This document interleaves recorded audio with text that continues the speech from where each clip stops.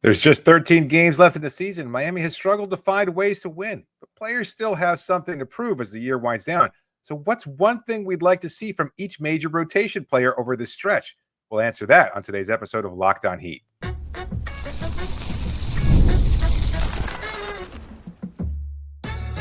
You are Locked On Heat, your daily Miami Heat podcast, part of the Locked On Podcast Network, your team every day. All right, welcome to Locked On Heat, your daily podcast on the Miami Heat, whether you're tuning in on YouTube or your favorite podcast app. Thanks so much for making Locked On Heat your first listen every day. I'm Wes Goldberg here with David Ramil. Both of us are credentialed Heat media members who cover this team every day. And today's episode is brought to you by FanDuel. Right now, new customers can get $200 in bonus bets when your first $5 bet wins. Before we jump into today's show, an announcement. The next Locked On Heat watch party with our friends at the Taurus in Coconut Grove. It's on March 29th. It's for the Heat's away game in Philadelphia against the 76ers. It's been a long season, but coming out with us, the Taurus Coconut Grove, March 29th. Drinks, food, commiserating together. We're gonna end this season together, and we're gonna try to do it on a high note. So thanks again for the Taurus for hosting us. If you've been there before, you know it's a great time and a great place to be, no matter what's going on. And right now they're 3-0 in watch parties. Miami Heat are. Can I just say something about, because I know a lot of people listening to the show might be like, oh, I want to go, etc. And they might have concerns about parking because it's Coconut Grove. Well, let me tell you something. My friends came out to the show. You met them. They hadn't been to the Grove. They hadn't been to the Taurus in a long time. First of all, about the Taurus itself, they were like, that place was really cool. They've been back since then. They love it. They thought it was a great place, a great venue for the watch party. But as far as parking was concerned, they found a great spot not that far at all from the Taurus, and it was free. So there are spots available. You can find parking there. So if you're concerned about that, let me just put those concerns at ease, because it's a very convenient venue. And I think it's also centrally located. If you're from Kendall, it's not too far. If you're from downtown, it's not too far. That's why we picked it. And not only that, but we have a great partnership, and it's a great location, great food, great drinks, and a great vibe. So definitely come on out. We want to see you. Yeah, shout out to Juan, who's part of the managers and ownership groups there at Ariete Group and the Taurus, for listening to the show, obviously, and reaching out and having us do it. The cheeseburger holds up. I think I mentioned that before the last watch party. I only had 2 bites of my first cheeseburger, the previous watch party before the last one, and I ate almost the whole thing this time.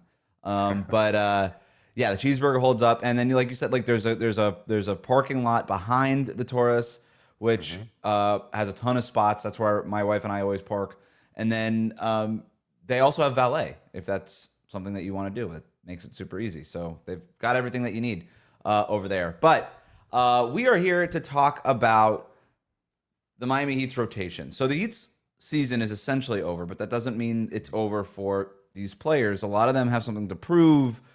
They might be trying to, there's a chance to make the roster for next season. There's something that they can accomplish, whether it's Bam Adebayo or the last guy on the roster. So we're going to go through each of the rotation guys and talk about one thing that we want to see from them over the final 13 games of this season. So we'll start at the top. We're going to start with Bam, and then we're going to go from there. One thing I want to see from Bam this year, over the last 13 games, be and stay aggressive.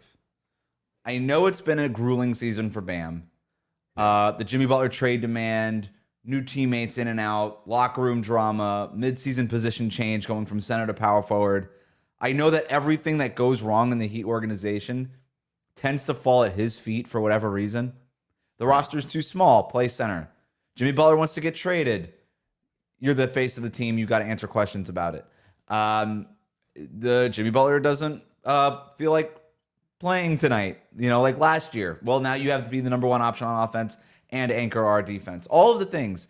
Players are injured. You got to be out there. You got to play a lot of minutes.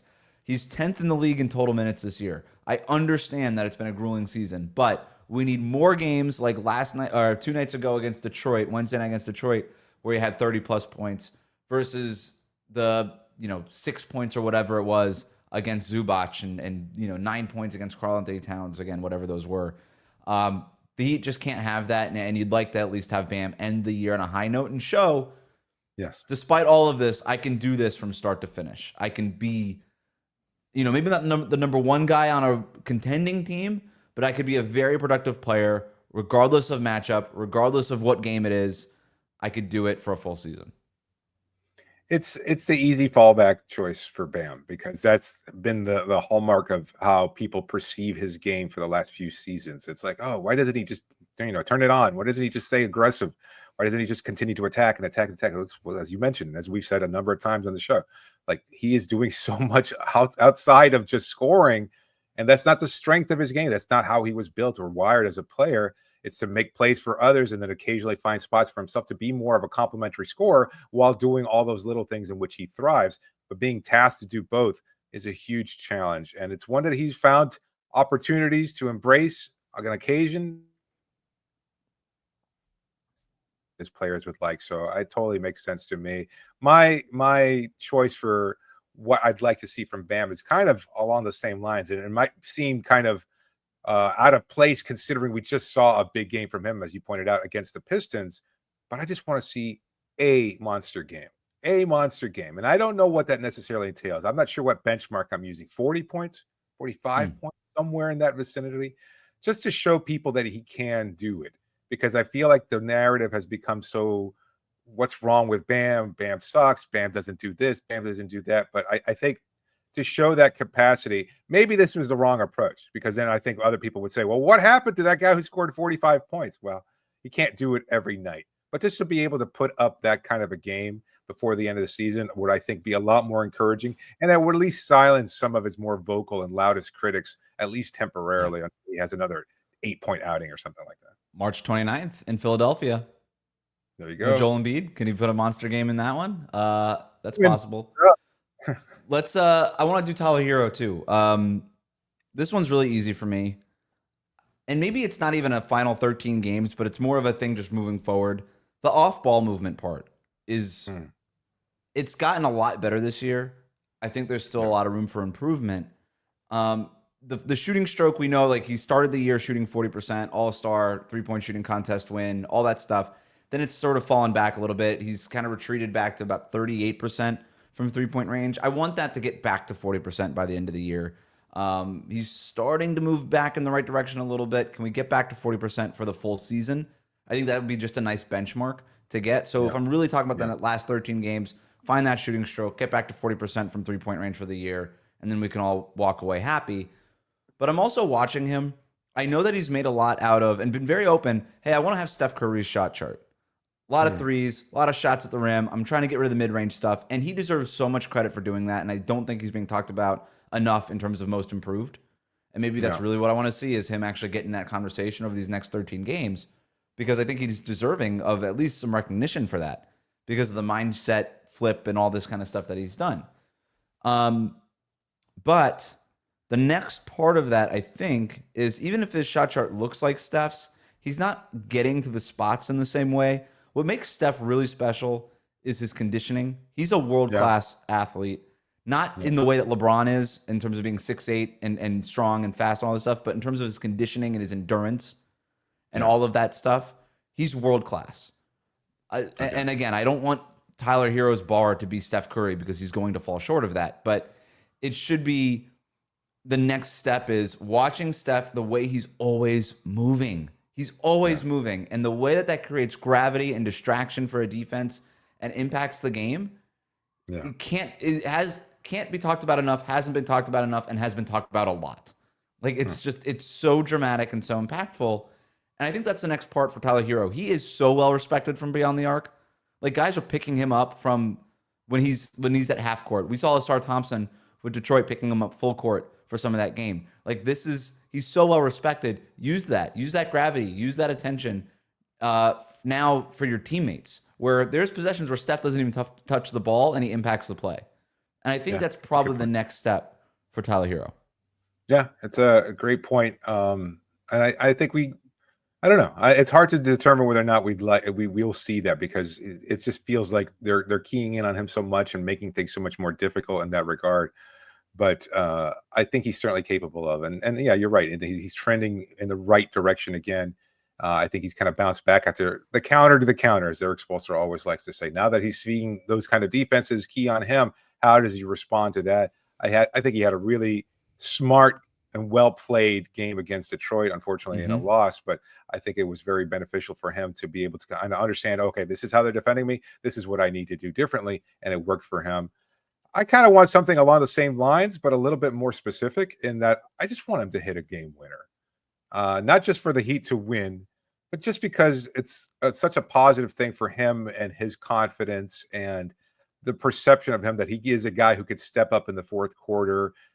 Look, This is a great for one. all the criticism about Tyler, all I can think of him when I really have just like a quick analysis of who Tyler is who I saw as a rookie when he was hitting clutch shots and he had the ball in his hands in the moments of a waning game and they needed a big shot to win it. He was taking that shot. He was a guy who embraced that opportunity. And that's what made his rookie season such an exciting one, because you saw this potential from him, because he certainly wasn't afraid of taking that shot and he stepped up more often than not.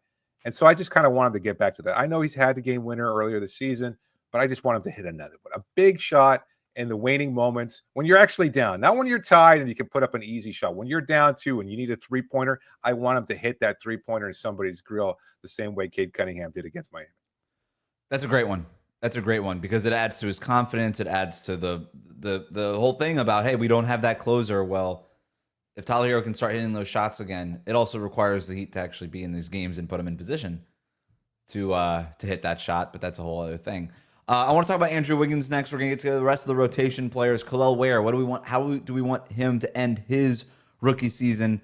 Doesn't even matter at this point for Kel'el Ware. We'll talk about that next here on Locked On Heat.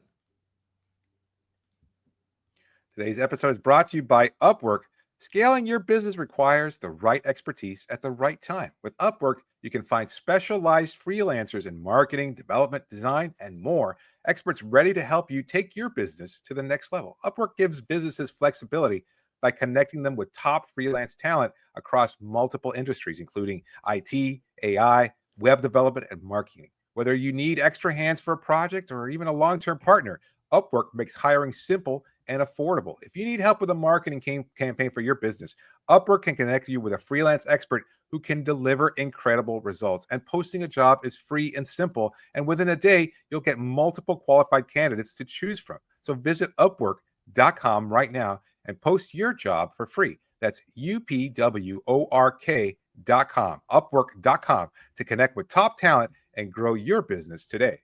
This episode is also brought to you by FanDuel. March Madness is here, and FanDuel is giving you the chance to get in on the action like never before. You're a Heat fan. You're listening to this show. You want to watch March Madness and see who the top players are. Well, right now, new customers can get $200 in bonus bets when your first $5 bet wins. That's 200 extra bucks to use on everything from buzzer beaters to Cinderella stories and even who's cutting down the nets.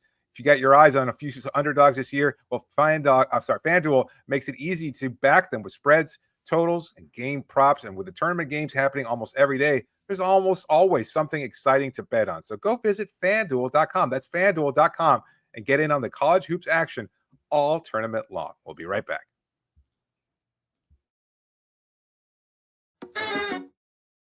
Thanks again for making Locked On Heat your first listen every day. Your favorite NBA team is a free daily newsletter. Introducing the Locked On Heat newsletter, one stop for ultimate Heat and league coverage with local analysis and amazing writing from Katie Heindel, Mike Shearer, and Locked On fantasy basketball tips from Josh Lloyd. Sign up for free now at LockedOnDaily.com. Let's talk about Andrew Wiggins. We're talking about one thing we want to see from each of Miami's rotation players over the final 13 games. For Wiggins, I just want to see him out there. He's missed a lot of games. He's played fewer games for Miami than Jimmy Butler has played for the Warriors. And I know obviously a big thing with Jimmy Butler and Miami's biggest thing with him was his availability, right? We heard Pat Riley talk about it last spring. Well, Andrew Wiggins was a centerpiece of this Jimmy Butler deal, and he's not playing for you because of a leg contusion. And I want to see him out there. I want to see him be a part of this team. I would love to see him pop off for like 30 points or something like that in one of these games and really show Heat fans, you know, the kind of scoring that he is capable of from time to time. But more than anything, I just want him to be out there and to be out there for a majority of these final 13 games so he feels like he's a part of the team and so that the Heat can get an evaluation of who this guy is. It's all very fair. Like, I don't know if he's going to be the centerpiece of a trade for a star. I don't know if he's just going to be a long-term player on this roster. I don't know if he's kind of just a holdover or just somebody, a fill-in for the next season or two. It's kind of hard to determine exactly what his role is going to be. So you do want him to have that kind of performance and be able to be a consistent contributor out there. And I think for me, and what I wanted to see from him is elite defense, because I think you and I both were bullish on his acquisition and his effort in that regard, and thinking that he was going to be able to provide defense. I haven't seen it. And maybe I'm wrong in terms of how I've been looking at it, but I know he's had a couple plays and he does some yeoman's work in terms of being able to switch and guard multiple players on multiple possessions. And that's all fine and good. But there are just as many times to me where he doesn't seem quite clear on what to do next defensively. And that might be just by a byproduct of being on a new team and playing with new personnel and not exactly understanding. And of course, the losing streak magnifies everything. But I also just want him to have like a big game where you could just say, man, that kid's a monster out there. I see that with Davion Mitchell, for better or for worse. And I don't think Mitchell is probably as good a defender as Wiggins. Like, Wiggins has the tools to be a better defender, at least in my regard. But I also just don't see it from him consistently enough. And that's what I'd like to see. For Duncan Robinson, I just want to see more playmaking. That was such a big growth part of his game last season, where we saw him put the ball on the floor. You know, obviously everything we know about, hey, you know, teams or opponents are going to run him off the three-point line. You're going to try to prevent him from getting those shots. He countered, right, in his development by being able to get to the basket. But really, he became a real playmaker for Miami during a pretty, banged-up season last year. And we've seen it at times this year. Yeah. And I don't think he should be or ought to be Miami's lead playmaker point guard type. But there's just a lot of games where it's only 1 or 2 assists. And this isn't even on Duncan. This is more of an ask of Eric Spoelstra to put him in those positions more. You know, and I think that would help Tyler Herro play off the ball a little bit more. Duncan, and that his chemistry with Bam is, you know, we obviously know about that. And it goes both ways. It's not just Bam facilitating for Duncan. Duncan has a good feel for how to get Bam the ball too, especially in pick and roll situations. Okay. He's got enough height to see over the defense and get the ball in there. I'd like to just see more of that. Put Duncan in more of those positions, especially if he's going to remain a part of the starting lineup going forward. It's funny that you mentioned his playmaking, because to me, what I'd like to see is just more threes. 9 threes a game. Average that over the next 13 games, because I just saw too many opportunities against the Pistons that were just head-scratching. It's like, I don't think Duncan realizes that he's had that growth spurt yet, even though he had it over 10 years ago. Like, he is so tall, and he's not the most athletic guy. Yeah, he's going to get his shot blocked. It happens. It's the NBA. That's what players do. At the same time, like, he has the length and the ability to get that shot off so quickly over 95% of the league. And yet there were times where he was calling for the rescreen, where he would give the ball back to Bam or Kel'el. And it's like, no, dude, just pull up. You got this. And then he would go, and like, he hit one shot yesterday where he was on the move, curling around his screen with a defender right on his hip, and he lets it fly, and it's nothing but twine. Like, that's the kind of shot you're capable of hitting. So guess what? Take them all. If the ball's in your hands for a second and the play isn't there to make for somebody else, pop it, because you're going to hit it. And you're going to hit it more often than not, because that's how good a shooter you are. You're going to go for 40% because that's what you're capable of. So I just want to see 9 to 10 threes a game from him. That's so funny that you said that. I've noticed the same thing. He plays like he's 6'2" sometimes, where he's 6'7". Right. And it's like, dude, I don't care that guy's in front of you. You're 4 inches taller than him. Just shoot over him. And so, because a lot of times opponents will put their smallest, weakest defender on Duncan, because they just sort of want a guy who can chase him around and kind of get over those screens and stuff like that. But the flip side of that is he could probably just shoot it right over those guys. It's not quite Kevin Durant, but it's the same idea, obviously. And so, you know, I would like to see that a little bit more and let it fly. Like, I'm with you on that for him and Tyler. Malik Beasley can guard your navel as you pull up over him. Okay, how about that? Like, I mean, he was chasing him around on those screens and everything else like that. But it's like, you know what? He's not tall enough to really alter that shot that much. So I don't know what the concern is from Duncan, but let's hope he gets back. Let's knock off Terry Rosier here really quick. This one's simple. Over the next 13 games, I just want some of these shots to start falling. That's it. Beggars can't be choosers, man. That's all I want. One thing I want to see for Terry Rosier: street clothes. I just want to see street clothes. Kel'el Ware. We'll talk about him, some of Miami's other interesting young players, and what Davion Mitchell needs to do in order to keep a spot on this Heat roster coming up next. Today's episode is brought to you by 5 Hour Energy. Daylight savings time snuck up on us again. And if you're feeling that lost hour of sleep, and believe me, a lot of us are, 5 Hour Energy has your back. The extra sunshine means more time for fun.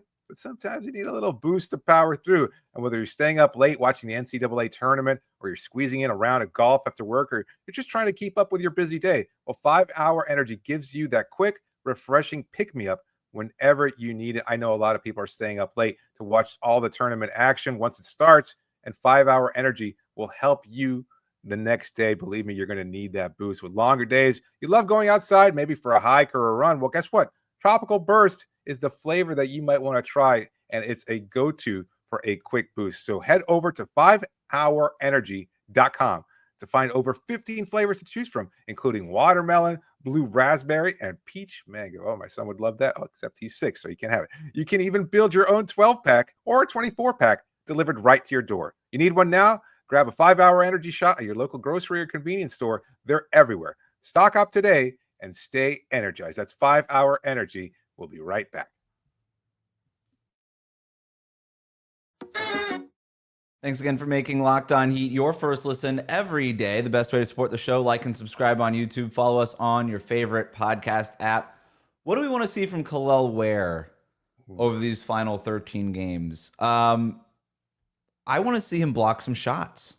He had a couple nice blocks in that Pistons game, but there's a lot of games where it's just one block here, no blocks. And I think he oftentimes leaves low-hanging fruit unpicked. Yes. There's times where he should just go up and get that thing. And for a guy who was sort of billed as the 7-foot fly swatter who could block shots right away, he's only averaging like 1.8 blocks per game. I felt like it would be more. And I think that number's inflated because he's got like a couple of like 4 block games here, 6 block games there. But again, there's a lot of games where it's just like 0 or 1 block. And I'm not a block. You know me. I'm not like just this guy who's chasing blocks all the time as his stat, right? Hassan Whiteside got a lot of blocks, and he wasn't a good rim protector for a couple of years there. But for him, especially when he's playing off the ball or he's the low man on defense or something like that, it just feels like I want to see him use that height and that athleticism to just go in there and swat the dang thing off the backboard. It's the timing in that first jump, and I think it's something that he's going to work through and he's going to continue to develop. And so, I mean, with Kel'el, it was a little tough because there are things that we obviously see in terms of him bulking up or being able to box out better. Like there are specific and nuanced things that are going to come as he continues to develop his body and get stronger and get used to the NBA level of physicality. But the block shots, not necessarily concerned, but you're right. It kind of feels like he should be able to do more, to give more, be more productive in that particular statistic. But I think it's about timing, and that's kind of why I led with what I wanted to see from him was a 20 rebound effort, because I think that timing is there for him, and I think he can do it. Like he is, like there are moments there where even against a guy like Jalen Duren, he's just so much longer than everybody, and it's just a matter of getting the timing. And there were a couple of rebounds there against the Pistons where he kind of snatched the ball out of the air. And it's like, yeah. You want to see that. That's where you get the aggressiveness on your blocks and your rebounds. Time yourself just right.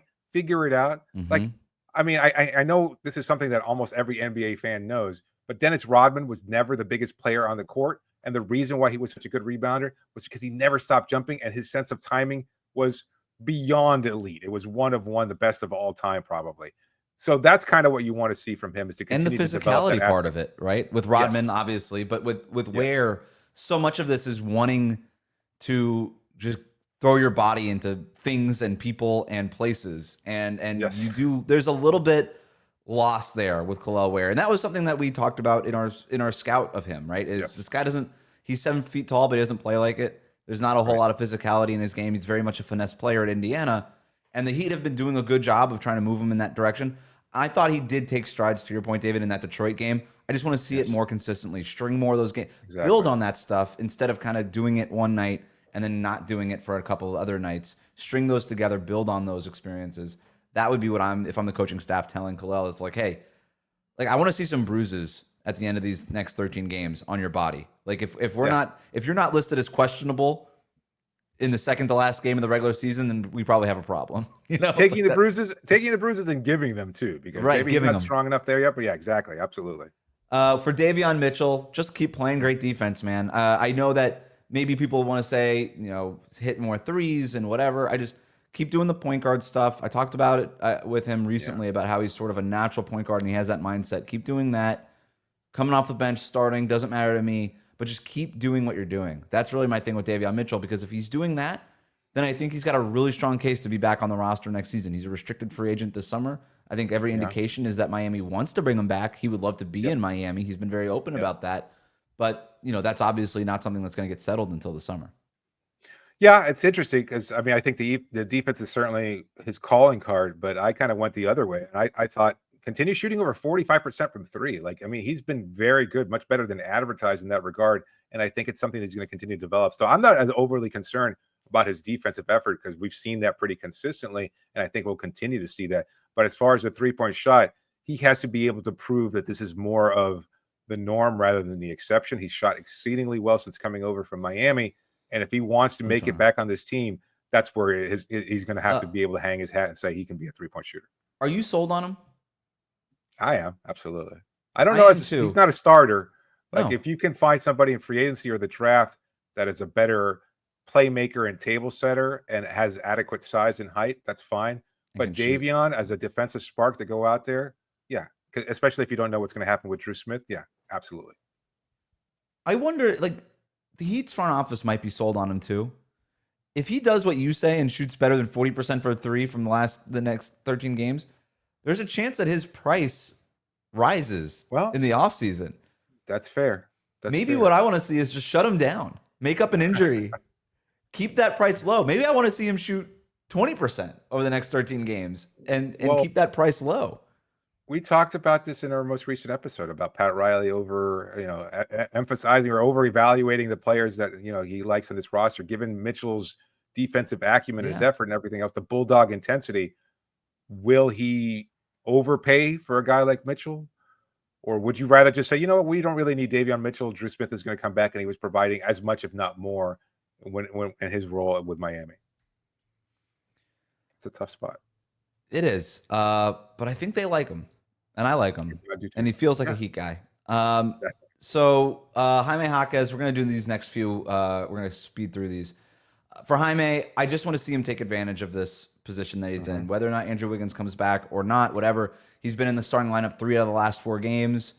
The numbers are slightly better, 10 points, 6 rebounds, 4 assists. It's better than what he's been doing for the most of this sophomore slump that he's in right now, David. So I want to see him take advantage of it. I don't know what that looks like. I don't know if we're going to get a Christmas Day against the Sixers game like we got his rookie year, but that would be nice. I just don't know if I could expect or even ask of something like that. I just want him to, in some way or form, take advantage of this opportunity of having more minutes and more responsibility. Yeah, it's right in line. For me, I picked a very arbitrary number, 15 points per game. And I know that's probably unrealistic, but I want to see him try to average that as much as possible. Do you know how many 15-point per game games he had last year as a rookie? I don't. 24. Wow. 24. This season, 5. Wow. And I know his minutes are down. He's going through injury. He's had a slump, etc. I know a lot of these things are factors, and of course, trying to figure out your role on a bad team and without Jimmy Butler and nobody really stepping up in that regard, it's going to be much more challenging for a second-year player to try to get to his spots. But that's a huge gap to me. That 15-point per game mark. It's been a really disappointing season. That's a great stat, and I can't think of one game where he's made a real impact all season. It feels like it's been a lost season for him. I feel like he's barely been out there, and he's played a bunch of minutes. I know he's been hurt for stretches, but I mean the guy has been part of the rotation for the most part, and I just haven't felt him. Right. Haywood Highsmith, Kyle Anderson. We'll end with these guys. For Haywood, let it fly, man. You're a 40% shooter from 3 basically for the last couple of years. He's not great at dribbling. That's out there. His handle isn't awesome. He doesn't really have any crossover moves, nothing like that. But when he gets the ball, just let that thing go. Let it fly. Yep. It's funny. I've got the same exact thing. Get those shots up. I was looking, and he's averaging barely 3 attempts per game. His per 36 numbers are down. Yep. You're supposed to take a leap up, especially with a contract and everything else like that. Continue to do so. Put in the work. You've done it. I think you're a good enough 3-point shooter. I think it's consistent enough. It's not the exception. I think this is who he is. He's a 3-and-D player. He's a legit 3-and-D player. Get those shots up. Put up those threes. Kyle Anderson, just do your thing, man. Slow-mo. I get it. It's fun. It's interesting. It's kind of quirky. It always kind of feels more quirky and fun when the team is winning and a little bit less so when the team is losing. But I've got no notes for Kyle Anderson. Do your thing, dude. Yeah, it's almost the exact same thing. Consistent goodness. You're not going to get greatness. Get consistent goodness. That's all you want. Go out there, put up a nice 9.5 rebound effort. That's what we want from you, because that's what you're capable of. Maybe pepper in a couple assists here and there. And you can do that consistently so that you're a factor. You're a nice addition to this team. Like, he's actually been better since the trade, which I don't think a lot of people expected. Like, his numbers have gone up from what his role was in Golden State. So I think he can continue to show it. I don't know what his future holds, but you know, he's had some nice passes, some really solid rebounding efforts. He hasn't been as bad as I thought he was. I didn't think he was going to be a factor at all, but he's gotten his minutes and he's made the most of them. Keep it up, dude. You got this. Consistent goodness. That's what we go for here on Locked On Heat. Thanks for making right. Locked On Heat your first listen every day. Like, comment, and subscribe on YouTube. Follow us on your favorite podcast app.